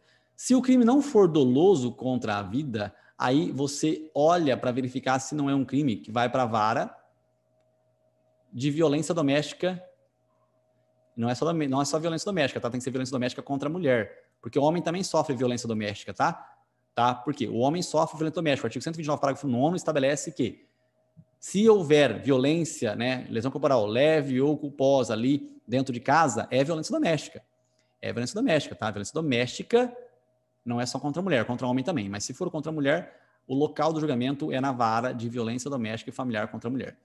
Se não for violência doméstica e familiar contra a mulher, você vai para o juizado especial criminal. E por fim, se sobrou, você vai para a vara criminal. Vou explicar melhor. Na vara, você também tem 3 situações para verificar qual que é a vara criminal que vai julgar o caso. Então aqui, pessoal, dentro dessa lógica, eu só quero que você entenda. Aqui, você exclui os pré-terdolosos, tá? Pré-terdoloso, não fica aqui. Tudo bem? Então eu excluo o pré-terdoloso. Só tem um pré-terdoloso que fica aí, que é o aborto seguido de morte. Então os pré-terdolosos, vou colocar aqui na mesma cor, os pré-terdolosos de lesão corporal seguida de morte, estupro seguido de morte, roubo seguido de morte, tortura seguido de morte, esses todos aqui em rosa são pré-terdolosos que não vai para o júri, não júri. Certo? Qual que é o doloso, qual que é o pré-terdoloso que vai para o júri? O aborto, tá? O aborto seguido de morte. Esse aqui, mesmo sendo pré-terdoloso, vai para o tribunal do júri. Na verdade, também ele é o único crime pré-terdoloso que admite tentativa. Na aula de direito penal, né, você tem que entender isso daqui. Mas não é tão difícil de entender. O pré-terdoloso é aquele que tem dolo na ação e culpa no resultado, tá? E o direito penal, ele pune, né, para fins de competência, a verificação do dolo. O momento da ação, você verifica o que o cara queria. Tá? Se ele queria matar, ele vai para o júri. Se ele não queria matar, ele só queria lesionar o corpo de alguém, ele não vai para o júri. tá? Os crimes pré-dolosos, em regra, não vão para o júri, salvo o aborto seguido de morte, que também admite tentativa. Tudo bem? Se ficou confuso, eu quero que você me pergunte isso aqui. Rafael, ficou confuso, fiquei com dúvida aqui, ó. Fiquei com dúvida aqui. Me pergunta depois, tá? Me pergunta depois ou pergunta agora mesmo. Beleza? Bom, só como é uma parte de processo, estamos tratando das nulidades do artigo 564, eu não vou me estender muito. Agora, toma cuidado. Por quê? Olha só, gente. Cuidado porque isso aqui da vara doméstica e familiar contra a mulher, cuidado por quê? Porque se for um feminicídio é diferente de femicídio, tá? Na nossa primeira aula de direito penal, lá no dia 10 de agosto, né, dia 10 ou dia 14 de agosto, não lembro agora, eu expliquei sobre o feminicídio. Eu falei que é diferente de femicídio, tá? Femicídio. Mas a prova da OAB não vai diferenciar isso daqui. O femicídio é só a morte de uma mulher. O feminicídio seria a morte de uma mulher pelas condições femininas, tá? Bom, em todo caso, eu quero que você entenda que o feminicídio, ele é um crime... Mas, gente, tá difícil aqui, hein? O feminicídio, ele é um crime contra a mulher? É. Então, vai para a vara de violência doméstica familiar contra a mulher? Não. Ele vai para onde? Ele vai para o júri, gente. Tá? Ele vai para o júri. Então, o feminicídio é um crime contra a mulher? É. É um crime contra a mulher que vai para onde? Vai para o júri. Beleza? Beleza, maravilha. Outra coisa importante, gente. Nós temos os crimes contra a honra. Crime contra a honra. Crime contra a honra fica aqui, ó, honra. Então, difamação, calúnia e injúria é tudo aqui no Juizado Especial Criminal. O crime de dano também fica no Juizado Especial Criminal, salvo se for dano qualificado, tá? O crime de lesão leve, também fica no Juizado Especial Criminal. Então, esses crimes que estão aí na parte em vermelho, eles ficam onde? No Juizado Especial Criminal. Salvo se eles forem cometidos contra quem? Valendo uma empadinha seca. Se forem cometidos contra a mulher, gente. Tá? Esses crimes em vermelho, se eles forem, né, cometidos contra a mulher, o Juizado Especial Criminal não vai julgar, tá? Contra a mulher, vai para a vara de violência doméstica e familiar contra a mulher. Beleza? Beleza? Isso é muito importante, tá? É muito importante, mas você tem que tomar cuidado, porque isso se for contra a mulher, no âmbito doméstico. Doméstico. Por quê? Porque se eu estou no trânsito e xingo alguém, uma mulher, eu não pratico um crime de violência doméstica e familiar contra a mulher. Se eu chuto a canela da Fernanda, cara, lesão corporal leve. Eu não vou para a vara de violência doméstica e familiar contra a mulher, mesmo se é mulher, tá? Então, as mulheres, tá, se forem vítimas de crime de violência doméstica e familiar contra a mulher, o julgamento será na vara de violência doméstica e familiar contra a mulher. Beleza? Outra coisa importante é que a lesão leve e a lesão culposa são duas situações, né, de ações penais condicionadas à representação, salvo se for contra a mulher. Se for contra a mulher, no âmbito de violência doméstica e familiar contra a mulher, deve ser na vara de violência doméstica e familiar contra a mulher. Beleza? Aqui me fugiu de cabeça o número da súmula. Se alguém tiver aí, depois me manda rapidinho, né, antes de acabar essa aula, para eu já falar aqui, a gente já inserir no nosso conteúdo. Não vai dar tempo de eu procurar agora a súmula, mas eu quero que você entenda que isso aqui que eu falei está escrito numa súmula, tá? Lesão leve e lesão corporal culposa são ações penais condicionadas à representação. Só que se for contra a mulher, são ações penais públicas incondicionadas. Eu não sei o número da súmula, mas certeza que está debaixo do artigo 16 ou 17 da Lei 11.340, que é a Lei Maria da Penha, tá? Vai estar lá a súmula que embasa o que eu acabei de dizer para vocês, beleza? Bom, maravilha. Gente, depois de tudo isso aqui, a gente vai para a vara, tá? Ai, Rafael, que feio falar vara. Tá? É que antigamente o juiz, ele andava com uma vara, e aí ele batia nas pessoas, julgava batendo nas pessoas. Opa, nascendo uma súmula, vamos ver quem que mandou a súmula. Valeu, Fernanda, 542 STJ. Obrigado, Fernanda, valeu. Ó, súmula 542 do Superior... Opa, fui pro lugar errado. Súmula 542 do Superior Tribunal de Justiça vai estabelecer justamente o que eu acabei de falar aqui, tá? Então, você pode colocar debaixo do artigo 564, inciso 1 do Código de Processo Penal, a súmula 542 do Superior Tribunal de Justiça. Por quê, Rafael? Por que eu vou colocar isso aqui? Você vai colocar isso aqui por quê? Porque nós temos aí uma ideia... Ah, na verdade não, você coloca debaixo do inciso 2, né? Debaixo do inciso 2, porque nós temos uma ação penal que não é condicionada à representação, não, tá? Uma ação penal pública é incondicionada. Nós podemos ter uma situação de ilegitimidade de parte, tá? Olha só que detalhe, né? A mulher pegou e fez uma ação penal privada. Não pode, é ação penal pública. Olha que coisa interessante, tá? A violência doméstica... Rafael, não pode fazer queixa-crime subsidiária da pública? Ela pode fazer uma queixa-crime subsidiária da pública, sim, tá? Mas, em regra, é o quê? Em regra, é uma ação penal pública incondicionada. Então, olha só que pergunta desgraçada cai na prova. A mulher apanhou, ela fez uma queixa-crime contra o marido, dentro de casa. Tá certo? Tá errado. Tá errado. Parte legítima, porque é uma ação penal pública incondicionada. Beleza? Pra vara, pessoal. Pra vara, você vai partir do pressuposto do crime mais grave. Então, numa ideia de conexão de crimes, nós temos aqui o mais grave. Falei em conexão, lembrei que aquele crime que tiver conexão com o doloso contra a vida, ele fica aqui no júri. Então, por exemplo, uma ameaça mais uma vida, um crime doloso contra a vida, os dois crimes são julgados no tribunal do júri, beleza? E nada impede da ameaça ter o benefício da lei, né, do artigo 89 da lei 9.099. Foi muita coisa para saber. É assim, tá? Não é fácil ser advogado, não.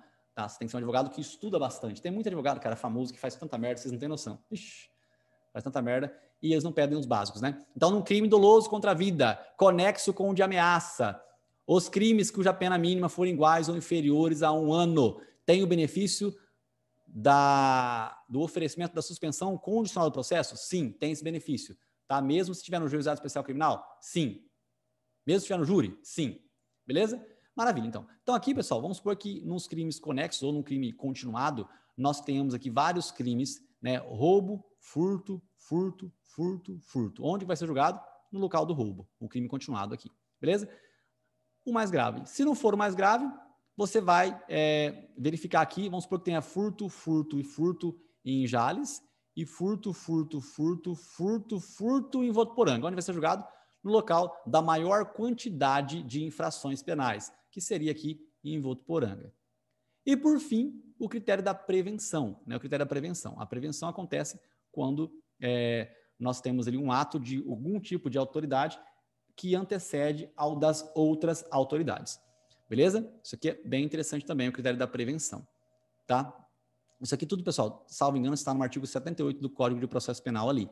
Tá? Eu não vou ler tudo isso aqui, não, porque senão eu não consigo acabar todo o conteúdo. Beleza? Então, ó, eu acredito que nós vimos aqui o artigo 564, todos os incisos e todas as alíneas. Né, Rafael? Não viu da linha E para frente. Eu sei. Eu sei que não vimos da linha E para frente, mas eu expliquei porque a gente não viu da linha E para frente, porque tem relação com o Tribunal do Júri. Tá? Nulidade do Tribunal do Júri, da linha F para frente. Beleza? Maravilha. Então, falei aqui da incompetência, a suspeição, pessoal, casos bem claros de suspeição, você vai lá, né, debaixo do artigo 262, ó, 262, não é 262, não, 252, né, 252, o juiz vai mencionar aqui 252, 253, os casos em que ele é, 254, ele é suspeito em alguns casos aqui, quando ele for inimigo, amigo, cônjuge, aconselhou uma das partes, ele foi juiz numa parte, agora hoje é desembargador, está jogando recurso. Essas situações vão demonstrar aí uma situação de suspeição, né? Suspeição ou impedimento. Mas é um caso que é muito fácil, acaba não caindo na prova da OAB. Tá? Você verificar que o juiz é irmão da parte, ele é suspeito, não precisa falar, né? Bom, mas cuidado, né? Que o óbvio deve ser dito. Às vezes a gente deixa de pecar, né? Por pensar que não está se valendo de maneira correta, né, dos excessos. O diabo, ele mora no geral, porque Deus que mora nos detalhes, tá? Porque as coisas de Deus, elas são específicas. As coisas de Deus, elas são específicas, elas não são gerais. Aquele ditado que fala que o diabo mora nos detalhes está errado. O Deus que mora nos detalhes. O geral é fácil. Eu quero ser rico quando eu crescer. Você não vai ser rico nunca. Agora, Rafael, eu tenho o objetivo de estudar tantos minutos cada período do dia. De manhã eu tenho o desejo de estudar 15 minutos, à tarde 15 minutos, à noite 7 minutos. Isso é o meu desejo, meu propósito de vida. Você vai ficar rico. É assim, é assim. Rico eu não sei, né? Porque rico, o conceito de riqueza é uma coisa muito variável, né? Tem muita gente, tem muito rico pobre, pobre rico, né? Por aí. Mas, seja lá como for, o diabo mora no geral. Deus que mora nos detalhes. Então, estabeleça sua agendinha, crie a sua disciplina, mesmo sendo difícil, peça para Deus te ajudar, tá? Peça para Deus te ajudar para você ser uma pessoa disciplinada. Beleza? Peça, pessoal, peça, mas peça mais do que riqueza. Peça o máximo que você puder. Beleza? Bom, Gabriel, eu não vi a votação da STF hoje. É o caso do artigo 316 do CPP, né? Eu sei que estava na pressão lá, o caso do carinha do pó lá, né? E eu não vi, deve ser isso aí, certeza. Estava na pressão, isso mesmo. Eu não vi, mas eu sei que eu não sei nada, mas eu acredito o seguinte, que tem fundamento as duas partes, é legal. Eu não vi o resultado, né? Eu não vi o resultado ainda. Vamos ver, eu imagino que sem ver o resultado, quem que deve ter ganhado? Deve ter prevalecido a ideia do pleno, né? A ideia de que o cara volta para cadeia, mas já está foragido, já era. Ah, não acabou ainda? Ah, não acabou. Mas vai acabar, vai. Eles vão dar um jeito de dizer que é inconstitucional o artigo 316. Eu não sei como é que eles vão conseguir criar isso, mas eles vão criar. Você vai ver. Né? O STF ele tem a tendência de ficar do lado, né, dos direitos humanos. Eu acho que está certo isso aí, porque a Constituição Federal ela fica conectada com o STF, né? As leis federais com o STJ. Então, Código Penal, Código de Processo Penal ali, beleza, fica no STJ. Agora, quando é mais favorável ao ser humano, direitos e garantias fundamentais, Pacto de Souza da Costa Rica, fica para o STF. Então, eles vão dar um jeito de dizer que é inconstitucional. Eu não sei como. Não sei como que eles vão conseguir fazer isso. Eu acredito que é certo, cara. Eu acho que ninguém pode ficar preso preventivamente sem fundamentos, né, reiterados. A prisão preventiva, ela tem que ser fundamentada, cara. Poderia até aumentar para 120 dias, vai. Rafael, a diferença é pouca. Não é pouca, não. Poderia até mudar a diferença, né, para 120 dias. Mas eu acho que acabar com isso, não. Eu acho que é muito importante a reiteração dos fundamentos para a manutenção da prisão preventiva. Eu acho que é muito importante isso daí, tá? Muito, extremamente importante. Aí vai da estratégia, né? Tem delegado que ele faz? Ele não cria o inquérito policial ali de cara enquanto ele não tem um monte de coisa pronta. Então ele não encaminha para o Ministério Público enquanto ele já não tem um monte de coisa pronta. Ou às vezes eles conversam entre si, mas não oficializam o inquérito enquanto não tem um monte de coisa pronta. Porque aí não dá tempo de alguém fugir. Porque a prisão preventiva realmente ela tem que ser fundamentada, né? E os caras já trazem alguma coisa para fundamentar. Porque se o cara não traz alguma coisa para fundamentar, alguém dá um jeito de criar uma situação. Né? A prisão preventiva é correto, mas não como forma de... Não, nunca, tortura, não precisa... eu não sei se ele for torturado, eu não acompanhei, mas com certeza, nada embasa a tortura, né? Nunca alguma coisa vai embasar uma tortura. Na verdade, Nicolas, dos direitos e garantias fundamentais, não existe direito no direito absoluto, tá? Nem a vida, mas a tortura, sim. Tortura e escravidão não pode existir no mundo. Dos direitos e garantias fundamentais, nós não podemos permitir. Nem a vida tem esse benefício, tá? Nem a vida. Tá? Então, nunca, se falou, prisão preventiva não é fundamento para tortura. Nada é fundamento para tortura, nada. Não existe no mundo fundamento para tortura. Não prevalece fundamento para tortura. Exatamente, deixar uma pessoa presa sem previsão, sem fundamento é uma tortura. Não, a prisão em si é complicado, né? É complicado em si. Vai dos fundamentos, realmente. Se os caras conseguirem fundamentar, por isso que eu estou dizendo, Nicolas, que eles podem dar um jeito de criar uma inconstitucionalidade para esse dispositivo aí, tá? Ó, sempre que tem casos assim, é interessante a gente pensar a respeito. Gente, eu vou só finalizar aqui, eu vou tratar do artigo 395, tá? Só do 395 é ótimo, né? Quando eu falo só do 395 é maravilhoso, só dele. Ó, vamos ver se a gente consegue fazê-lo com o termo. A aula acaba 9h10, vamos ver se eu consigo acabar isso aqui até 9h10. Tá, mas ó, o que é o 395, gente? Importante a gente fazer uma interpretação, né? Uma interpretação literal. Aqui está escrito, né? Rejeição da denúncia. Gente, você rejeita algo que você ainda não recebeu, tá? Então, a rejeição da denúncia ela aconteceria antes do juiz receber a denúncia, tá? Então, veja bem. Nicolas, concordo plenamente, cara. Eu sou totalmente a favor desse negócio de prisão preventiva, cara. A lei anticrimes, ela veio ferrar meio mundo, mas ela veio ajudar muito os primários. Ela veio ajudar os primários de maneira exorbitante, tá? Ajudou muito, muito, muito, muito, muito. Não tem progressão de regime, o cara tá fudido. Mas prisão preventiva, ele tem muitos benefícios. Muitos, muitos, muitos, muitos, muitos benefícios. Ó, a denúncia ou a queixa será rejeitada quando, né? Então, nós temos aqui situações de rejeição da denúncia ou da queixa. Então, veja bem. Quando ela for manifestamente inepta. Olha só a linha de raciocínio, tá? Eu desenhei no começo da aula a linha do tempo.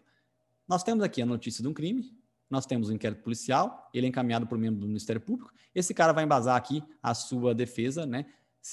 O seu ataque, né, de acordo com as diligências que aconteceram. Se não tiverem boas, ele requisita novas. Ele oferece a denúncia, essa denúncia ela vem aqui para que o juiz receba. Só que, gente, antes do juiz receber, antes desse momento aqui acontecer, né, o que nós temos? Nós temos que o juiz pode rejeitar a denúncia. Por quê? Ele pode rejeitar porque a denúncia ela não está apta a ensejar uma ação penal. Então, ele pode rejeitar. Na verdade, quando ele rejeita a denúncia, quando ele pratica o que está escrito aqui no artigo 395, automaticamente o membro do Ministério Público ele tem o benefício, não, né? Ele tem a oportunidade de fazer um recurso em sentido estrito.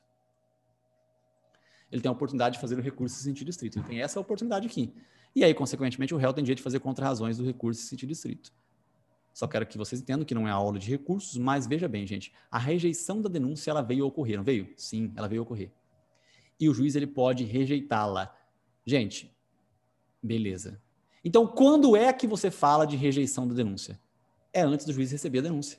Então, a rejeição da denúncia, você fala literalmente antes dele receber a denúncia. Então, você diz quando? Você diz bastante nas defesas prévias. A defesa prévia é que você realmente fundamenta o fato de que a denúncia deveria ter sido rejeitada liminarmente. Rejeição liminar da peça acusatória, antes do juiz receber a denúncia, na defesa prévia. Rafael, tá bom. Beleza, entendi. Tá claro para mim. Beleza. Rafael, mas e se o juiz receber a denúncia? Eu deixo para lá? Então, infelizmente, o juiz ele veio aqui, ó, ele recebeu a denúncia, mesmo ele tendo o dever de rejeitar. E aí? Aí, gente, lá na frente, depois que você for citado, na sua resposta à acusação, você faz aquilo que eu expliquei lá no comecinho da aula. Ó, o que eu expliquei aqui no comecinho da aula. O que você faz na sua resposta à acusação? Aqui, ó.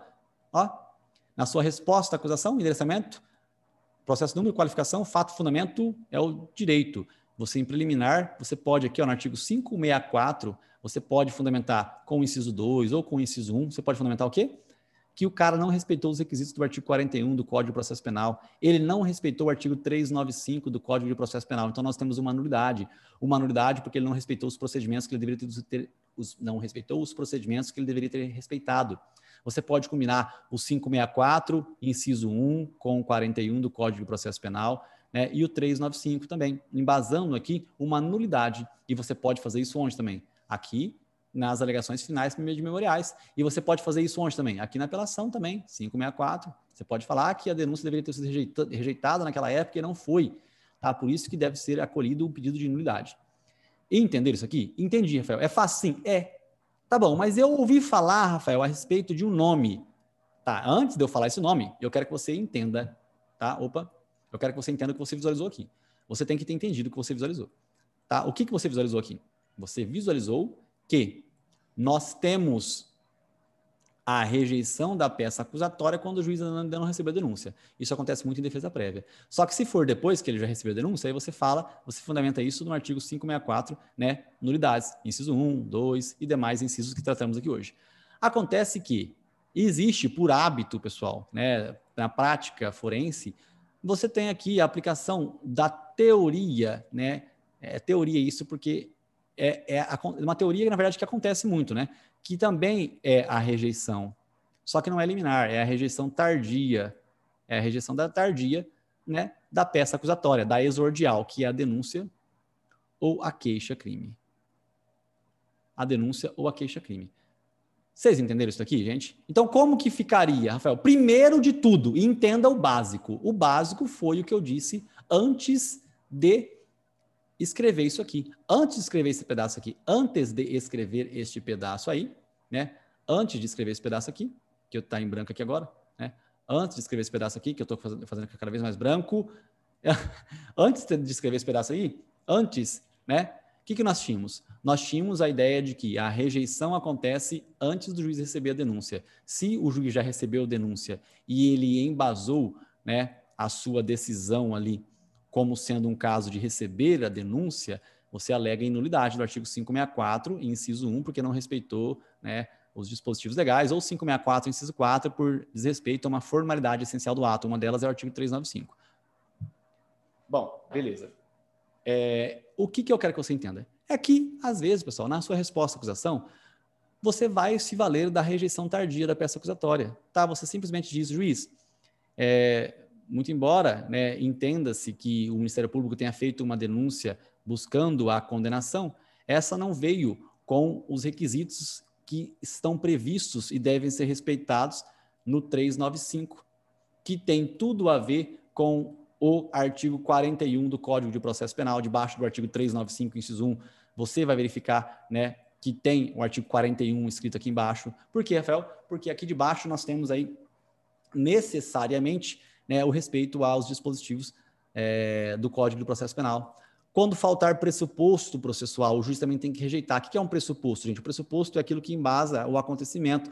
Para que realmente algo aconteça de maneira correta, nós temos que ter os pressupostos processuais de validade, de existência, tá? São situações que tem envolvimento, inclusive, com a competência, gente. A competência, tá? Se o juiz é incompetente, faltou um pressuposto processual aqui, né? Para que ele possa julgar o caso concreto, tá? Nós temos aqui, ó, a condição para o exercício da ação penal. Nós também temos aqui que o juiz pode rejeitar a denúncia ou rejeitá-la de maneira tardia, se nós não tivermos preenchido, né, as condições da ação, né, as condições da ação, legitimidade de parte, interesse de agir e possibilidade jurídica do pedido, que deveria ter um contexto. Ó, presta atenção nisso aqui, Gabriel. Se você tiver aí ainda, presta atenção aqui. As condições da ação do processo penal, nós temos legitimidade de parte, interesse de agir e a possibilidade do jurídica da causa de pedir. O termo correto, quem lê doutrina sabe que deveria ser o quê? A possibilidade jurídica da causa de pedir, não é a possibilidade jurídica do pedido. No processo civil acabou essa condição da ação. Mas no processo penal, o correto deveria ser a possibilidade jurídica da causa de pedir. Porque a possibilidade jurídica da causa de pedir é mais correto do que o pedido. Porque o que o promotor pede no pedido? Ele pede o quê? Ele pede condenação à pena de multa, à prisão privativa de liberdade, pena restritiva de direitos, é tudo isso que ele pede na sua peça acusatória. Então, esses pedidos são juridicamente possíveis. Ele não vai pedir para alguém morrer queimado, para alguém morrer enforcado, afogado.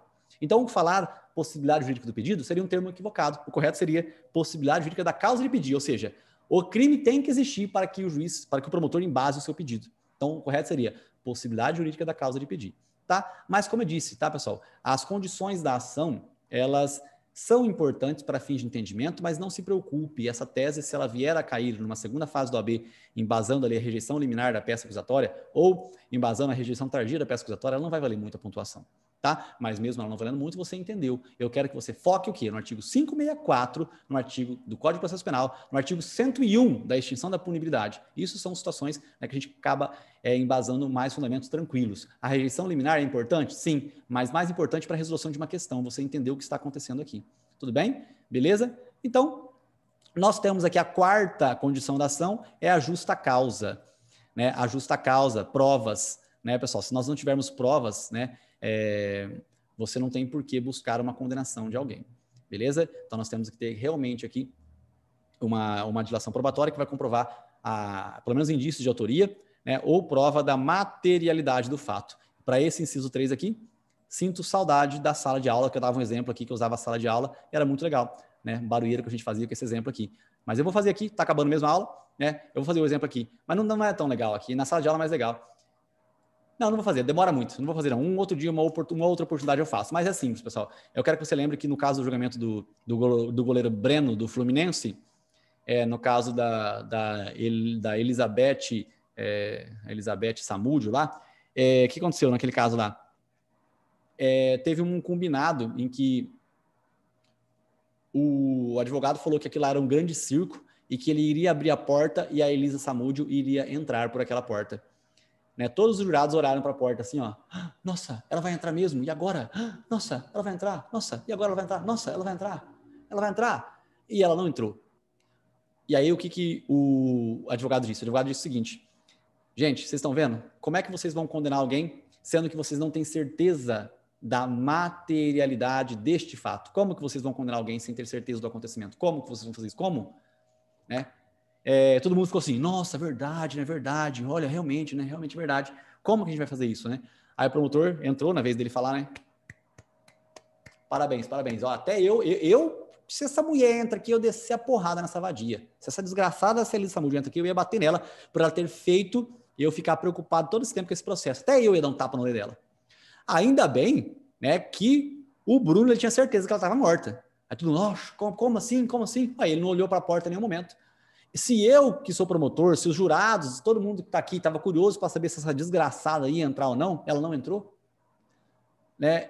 Por que ele não ficou curioso? Porque ele sabia que ela não iria entrar nem nessa porta, nem em outra porta. Ela não vai entrar mais em porta nenhuma aqui. Tá? Então ela está morta. Beleza? Então isso aí que é uma regra legal para você lembrar, né, a veracidade desses fatos, ela pode ser evidenciada, né, talvez não mais.